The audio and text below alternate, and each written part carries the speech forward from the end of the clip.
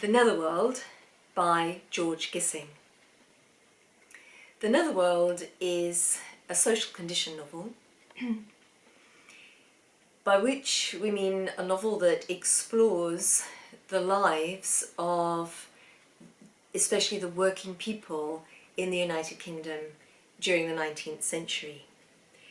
These novels, considered in terms of dramatic interest, the poverty that was really very prevalent in the industrial towns of the United Kingdom at that period. The novels explore the working conditions, the exploitative working conditions of the poor, working conditions in factories, working conditions in the sweated trades. Often these took place more in industrial workshops than actual factories, and also the conditions of work of people who worked piecemeal, often in their own homes. Issues such as accommodation, paying for food, survival, plain straightforward survival, issues around health and not being able to afford medical care, cleanliness, sanitation. These were all topics that were explored in the social condition novels, and by placing these dreadful trials that real people were having to experience and to somehow survive in within a fictional context, within the dramatic milieu of a plot, interest in poverty and the industrial poor was greatly increased during the course of the 19th century, and people became much more sympathetic to working people and the plight that they found themselves in. It was more clearly illustrated to them how the plight of working people was inexorable. It was almost impossible to escape poverty if you were born into poverty in the 19th century. The term social condition novel or condition of England novel, or the term the condition of England, novels taking either social condition novel or condition of England novel title as a genre, was coined first by Thomas Carlyle in his essay Past and Present in 1843. And from there followed a number of writers who took up an interest in fictionalising the condition of England, notably Charles Kingsley, Elizabeth Gaskell, her novels Mary Barton and North and South, industrial novels, Benjamin Disraeli writing Sybil in 1845, a novel very much about industrial unrest in the country at the period, and for which he consulted parliamentary blue books. So often these novels were being written by middle-class writers who had very little direct experience of living in the condition of poverty as experienced by many people who were of a lower social class. So they often had to research their materials. This was true of Dickens as well, who was another social condition novelist. Oliver Twist, for example, a very well-known example of the social condition novel written by Dickens. George Gissing's The Netherworld was a relatively late contribution to the genre, being published in 1889. So he already had these quite illustrious forebears in the field. His book is very grim in its style, very unremitting in terms of the intransigence of the poverty that is depicted. There is bitterness in the book and there is anger, and these occur within the narrative structure of the book. And this anger and this bitterness was less present in earlier novels. Indignation, outrage, irony,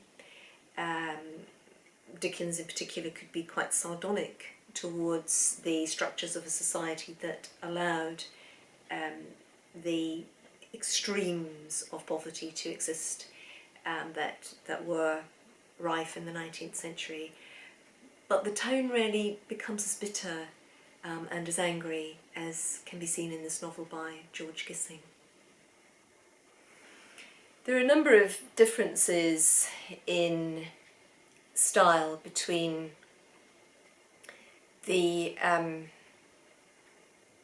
this later work of the Condition of England novel and that of earlier writers, and I just run through some of those divergences as I have interpreted them. The Netherworld has very few variations in pace and rhythm of the writing. It tends to be to bring forward this inescapability, this inevitability of poverty by the pace of the writing remaining very, very steady, whilst the really quite harrowing descriptions of people's lives and the difficulties that they have in just simply surviving are brought forward. There is considerable naturalism in the Netherworld, and this is unrelieved by sequences of pathos and humour. Elizabeth Gaskell, not particularly humorous writer, but certainly very good at pacing her stories. They do move quite fluidly from incident to incident, and the pathos that comes through, the incredible sadness, the levels of sympathy that she's able to generate within her readers is quite strong. Gissing's style remains a great deal more detached. Dickens as well known for his scenes of pathos. He also, though, managed often to infuse even the bleakest situations in his novels with elements of comedy and humour. And that is not present in the Netherworld, so the style is a great deal more unremitting. The Netherworld doesn't engage either in a typical fictional ploy of good overcoming evil. That just simply doesn't occur in the Netherworld, which makes it quite a pessimistic novel, quite a dark novel to read. At the same time, and as part of that feature, the cadences between joy and adversity don't temper the plot. It's quite monotone in its grimness. And psychological development or psychological movement within the characters is also quite limited. We find that characters, although their psychology is developed, find it difficult to progress, find it difficult to move forwards in their lives, emotionally and intellectually. In some part this is due to lack of education. In other ways it's to do with the sheer impossibility of being able to escape a life pattern which is simply embedded in the struggle for survival. The interplay between characters as well tends to be held within a dimension of tunnel vision. The relationships between characters don't tend to change very much either, which is understandable if the characters themselves are unable to develop. In fact, however a relationship seems to start between two characters in the novel, it seems to perhaps become increasingly entrenched within the atmosphere or the emotional tenor in which it begins. We can see this especially in the marriages amongst the poor people, where alcohol becomes increasingly a feature of the marriage, and also where violence and abuse becomes increasingly a feature of the marriage. also untypically of most novels, especially at this period, and especially of the social condition novel, there is no resolution at the end of the novel. People are left in the conditions, they're slightly older, they've moved on just a little bit, but they're left, broadly speaking, in the same conditions in which they began the novel.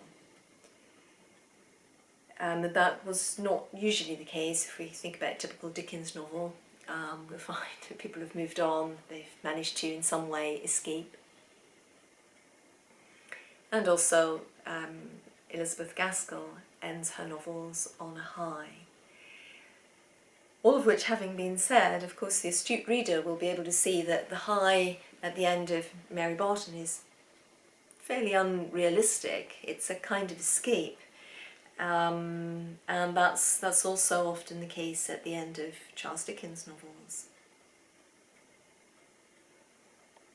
The style of the Netherworld, in some ways, we've already considered, but it's useful as well to consider the actual plot. So although there's no resolution at the end of the novel, the plot nonetheless is very, very tight.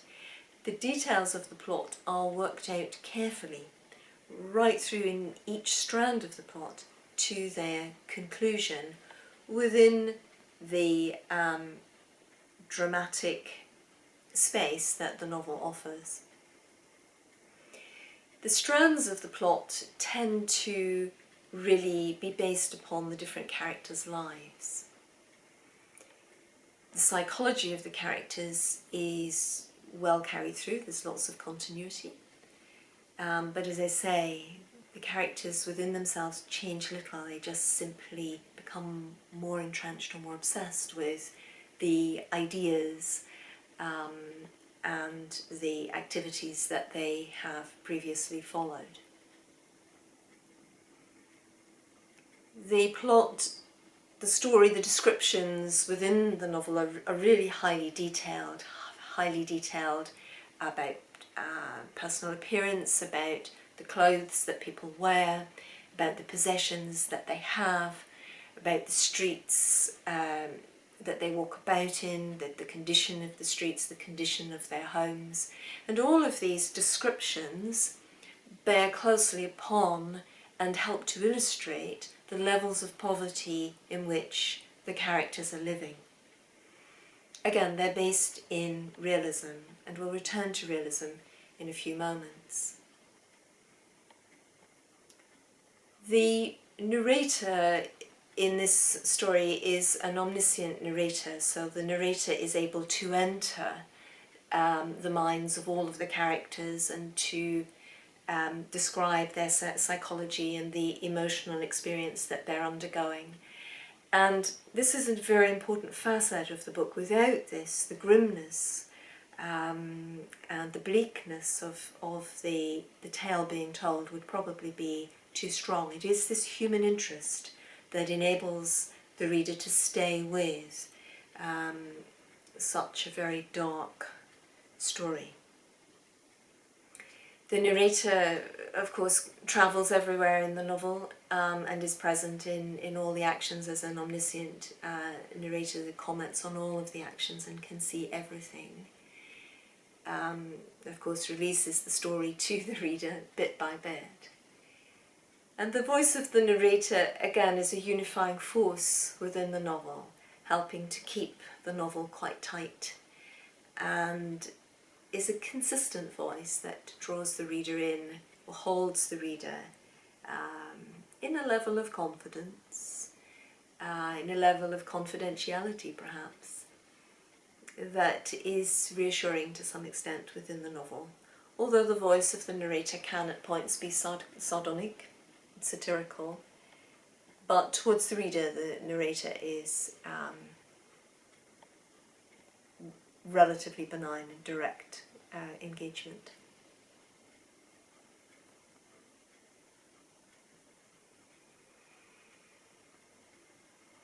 So the setting of the novel contributes greatly to the dramatic intensity of the novel. Broadly speaking, the majority of the novel is played out in one location the slums of Clerkenwell in London. And the descriptions of the streets, the narrow streets, the darkness of the streets, help to evoke a sense of enclosure, restriction, and again we come back to this inescapability of the situation that the people who are involved in the story are caught up in.